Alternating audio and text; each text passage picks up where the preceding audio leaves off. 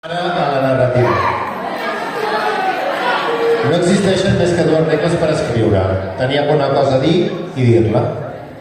De fet, podem dir que si una persona sabés narrar la seva pròpia vida, escriuria una de les més grans novel·les que mai s'hagi escrit. Perquè la literatura és una estranya màquina que passa, que absorbeix tots els plaers, tots els esdeveniments de la vida. Les narracions que escrivim són una mentida ben construïda de la veritat de la nostra existència.